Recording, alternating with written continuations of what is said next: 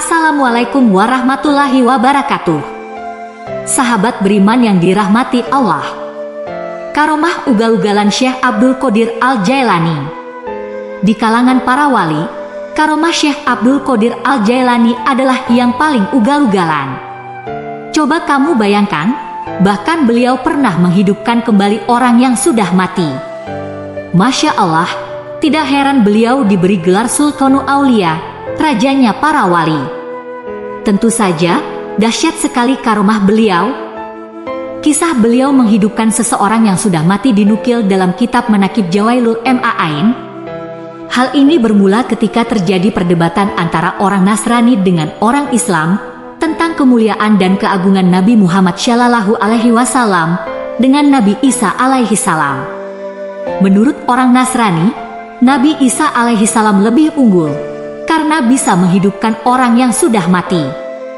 Mendengar itu, Syekh Abdul Qodir menghampiri mereka dan berkata, "Tidak perlu baginda Nabi Muhammad Shallallahu Alaihi Wasallam. Jika hanya sekedar menghidupkan orang mati, dengan izin Allah, aku pun bisa melakukannya." Lalu dengan barokah tangan kewalian beliau, sebuah kuburan terbelah dan mayat di dalam kuburan itu bangkit dan kemudian hidup kembali. Atas izin Allah, mayat yang sudah mati itu utuh kembali, seperti manusia normal pada umumnya. Sontak saja orang Nasrani itu terkejut, dengan mata melotot, dan juga mulut yang terbuka lebar-lebar. Betul-betul di luar nalarnya, lalu dengan gemetaran, dari mulut orang Nasrani terucap, "Asyhadu alla ilaha illallah, wa asyhadu anna Muhammadar Rasulullah." Seketika itu juga orang Nasrani itu memeluk agama Islam. Hidayah, perlu direnungi bahwa Syekh Abdul Qodir terpaksa menunjukkan karomahnya itu bukan supaya beliau dibilang hebat, bukan. Tapi hati beliau agak tersinggung ketika baginda Nabi Muhammad Shallallahu Alaihi Wasallam kedudukannya seperti direndahkan. Jangankan hanya seorang nabi, sekiranya seluruh nabi yang pernah Allah utus di muka bumi ini dibandingkan dengan kemuliaan beliau Nabi Muhammad Shallallahu Alaihi Wasallam, langsung jomplang, tidak ada yang bisa sebanding dengan beliau Shallallahu Alaihi Wasallam. Sebab kemuliaan beliau adalah kemuliaan yang tertinggi di sisi Allah Subhanahu wa Ta'ala. Terciptanya seluruh naskah alam semesta raya ini pertama kali nur cahaya baginda Nabi Muhammad Shallallahu Alaihi Wasallam. Beliau Nabi Muhammad Shallallahu Alaihi Wasallam adalah orang yang paling dekat kedudukannya di sisi Allah Subhanahu wa Ta'ala. Beliau Nabi Muhammad Shallallahu Alaihi Wasallam adalah penghulu seluruh nabi dan rasul, dan kecintaan Syekh Abdul Qodir kepada beliau Nabi Muhammad Shallallahu Alaihi Wasallam demikian luar biasa, demikian agung. Dalam berdiri beliau bukti bahwa beliau Syekh Abdul Qodir adalah cinta pada Allah Subhanahu wa Ta'ala. Satu lagi karomah Syekh Abdul Qodir yang demikian ugal-ugalan dibandingkan dengan karomah wali-wali yang lain.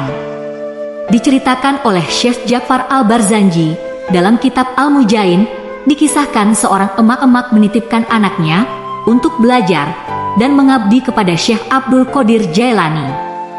Selang beberapa lama, emak-emak ini menjenguk anaknya, dan dia sangat terkejut karena dilihatnya anaknya itu dalam kondisi yang sangat memprihatinkan. Badannya yang tadinya gemuk ginuk-ginuk berubah jadi kurus kering, krempeng dan kumuh sekali. Dan dilihatnya anaknya itu sedang makan satu roti yang kasar dan keras dengan susah payah. Padahal itu adalah mujahadah melawan nafsu yang diajarkan oleh Syekh Abdul Qodir kepada anak itu. Tapi emak-emak mana yang tega melihat kondisi anaknya seperti itu? Buru-buru emak-emak itu mendatangi Syekh Abdul Qodir untuk menyatakan komplain pada beliau. Dilalahnya, dilihatnya Syekh Abdul Qodir sedang makan dengan lauk ayam panggang, dan lauk ayamnya itu hanya tinggal tulang belulang saja, berserakan. Emak-emak itu langsung protes. "Syekh, ini bagaimana Syekh? Anak saya makan dengan roti kasar, keras dalam keadaan kurus. Sementara Syekh makan dengan lauk ayam panggang, enak-enakan di sini."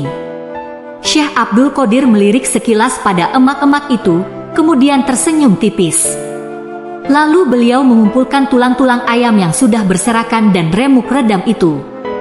Subhanallah, atas izin Allah Subhanahu wa Ta'ala, tulang-tulang yang berserakan remuk redam itu bergerak-gerak, kemudian menyatu satu sama lain dan ajibnya menjadi ayam yang hidup kembali.